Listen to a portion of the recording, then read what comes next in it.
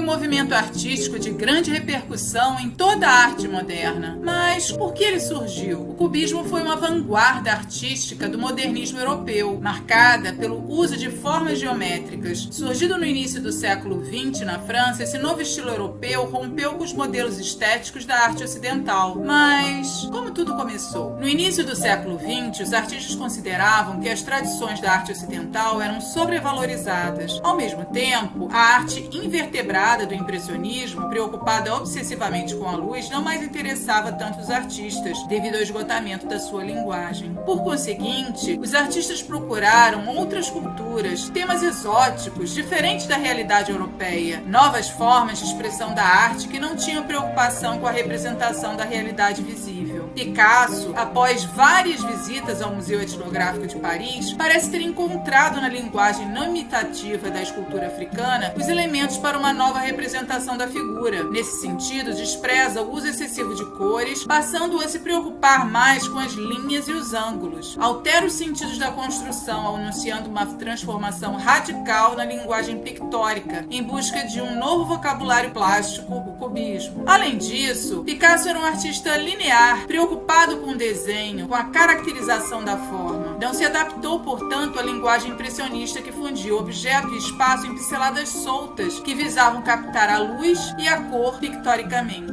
A escultura negra é inteiramente objeto, um objeto que não admite relações com o ambiente, cria ao seu redor o vazio absoluto. Há uma estilização da figura humana e a incorporação dos elementos místicos na sua confecção. Não há preocupação com o real. O quadro de Picasso, denominado por André Salmon por Les Demoiselles d'Avignon, que está atualmente no Museu de Arte Moderna em Nova York, é considerado o precursor do cubismo. Originalmente, a cena deveria mostrar algumas garotas em uma refeição em companhia de um marinheiro ou estudante, mas aos poucos Picasso foi modificando seu projeto inicial. A mudança de tema correspondeu também a uma mudança de estilo. Picasso pintou Demoiselles d'Avignon em duas etapas diferentes. Na primeira etapa, concebeu as figuras situadas à esquerda do quadro, que certamente em outro momento também foram parcialmente modificadas, como na primeira figura estática com os braços esticados. À direita ainda temos duas figuras com violenta distorção rítmica. É nesse segundo momento da obra de Picasso que ele rejeita todos os conceitos tradicionais de harmonia, proporção e beleza. A arte negra certamente foi determinante para a liberação de todas as convenções que vigoravam anteriormente e demonstra a intenção de Picasso de uma não reconstituição da realidade visível. Até Demoiselles d'Avignon,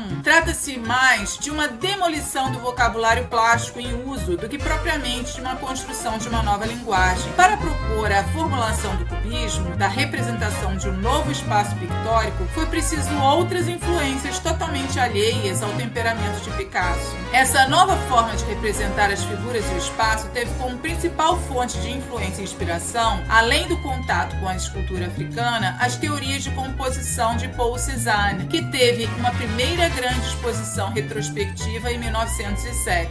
Cézanne não se subordinava às leis de perspectiva, e sim as modificava. A sua concepção da composição consistia em ver a natureza segundo as formas fundamentais da esfera, o cilindro e o cone. Ele chamava seu método de modulação. Cézanne preocupava-se mais com a captação dessas formas do que com a representação do ambiente atmosférico. Não é difícil ver, nessa atitude, uma reação de caráter intelectual contra o pensamento puramente colorido da interpretação da luz dos impressionistas. As origens da formulação do cubismo, como nova concepção artística, foi elaborada pelas mãos de dois grandes artistas, Pablo Picasso e Georges Braque. Podemos dizer que houve uma influência mútua dos dois pintores e a fusão de suas experiências para a criação de um novo vocabulário plástico. Foi somente através da soma das vivências artísticas dos dois e de suas influências que tornou-se possível o cubismo. Braque vem de um cesanismo pictórico levado por ele a consequências inesperadas, enquanto que Picasso vem das linhas e formas cortadas a machado da escultura negra. Se Picasso levou mais longe a desintegração da figura, Braque pôs em questão o elemento central da linguagem plástica, o espaço, enquanto Picasso construía figuras trabalhadas com fragmentos de cubos, Braque procuraria resolver o espaço contraditório pela multivalência de perspectivas com diversos pontos de fuga na paisagem de destaque. O cubismo é tido como a raiz estética da arte abstrata. O cubismo pode ser dividido em 3 fases diferentes ao longo dos seus 7 anos. A primeira fase inicial foi denominada de cezanniana, ou pré-analítica, de 1907 a 1909. Demoiselle d'Avignon pode ser considerada uma das obras mais importantes dessa fase inicial. A segunda fase analítica, ou hermética, de 1909 a 1912. E por último, a terceira fase sintética, de 1912 a 1914. As características principais da fase cezanniana são a temática da paisagem e figura humana em ateliê, a representação racional e geométrica das formas, segundo a ideia de Cézanne de que tudo pode ser reduzido à sua forma geométrica base, formas delineadas por contornos quebrados, manutenção dos volumes,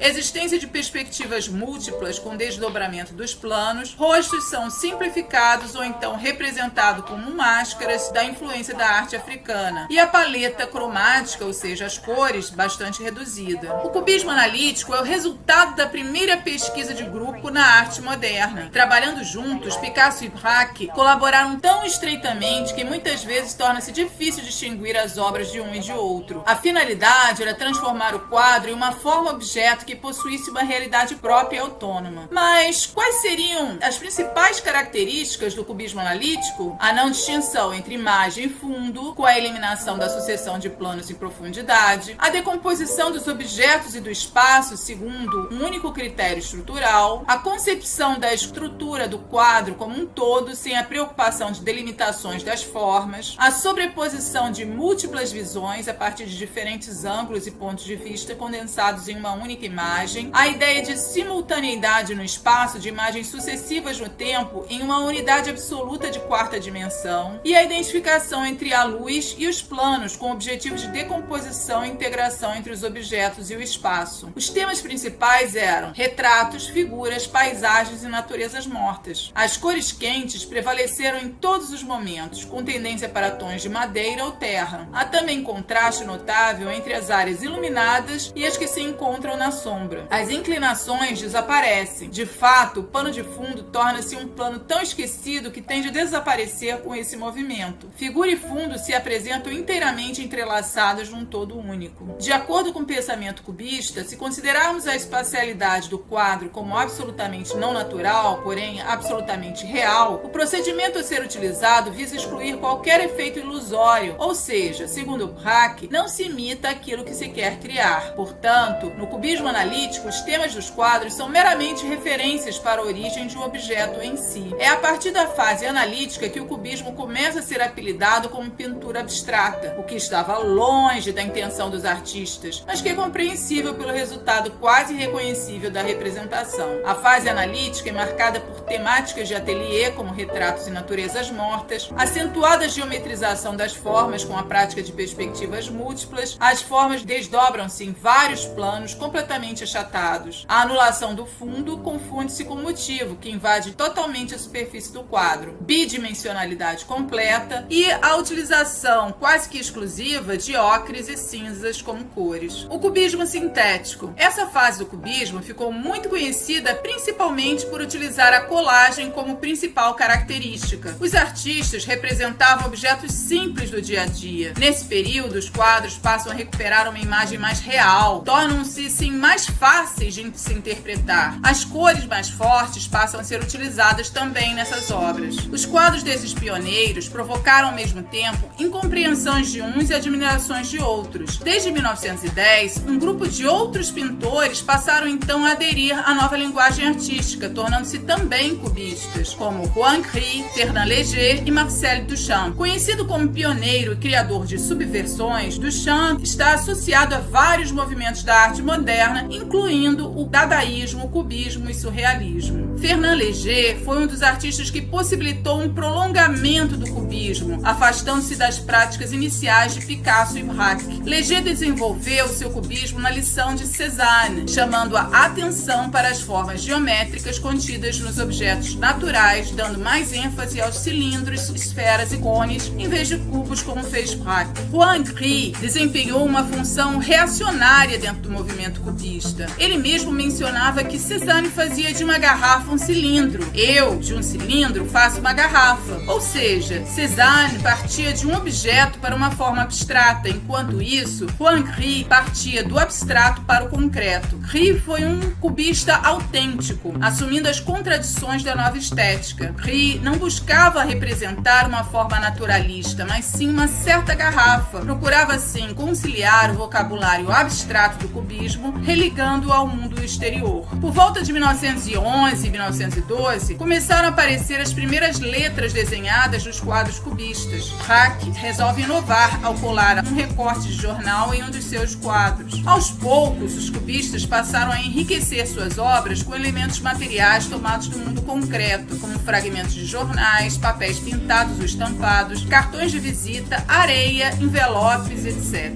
Juan Gris chega a colar um pedaço de espelho na tela, no lugar onde deveria fingir uma superfície de espelho. De 1912 a 1914, os quadros de Picasso e Braque, quase sempre naturezas mortas, apresentam-se repletos de colagens, papéis colados, fingimentos de mármore ou de veios de madeiras, em meio a algarismos e letras desenhadas sobre panos de cozinha em lugar de telas. Nesse mesmo momento, a sobriedade das cores é abandonada em favor de cores vivas e intensas. Em 1914, rompe a guerra. Braque é convocado e o grupo cubista se dissolve. Antes da dissolução do grupo cubista, o cubismo já tinha cumprido a sua missão renovadora, estendendo a sua influência por toda a Europa e provocando uma série de reação em cadeia, favorecendo a criação de outros movimentos da vanguarda europeia. Nesse contexto, o cubismo surge como uma reação e afirmação de uma nova visualidade da arte. Assim, repercutindo os ensinamentos cubistas, surgiram movimentos como o futurista na Itália, o neoplasticismo na Holanda de Mondrian, na Rússia o suprematismo de Malevich, o raionismo de Larionov e o construtivismo de Pevsner e Lisinski, entre outros. A influência do cubismo não se restringiu à pintura e à escultura, sendo igualmente importante sua contribuição para a arquitetura moderna e o design.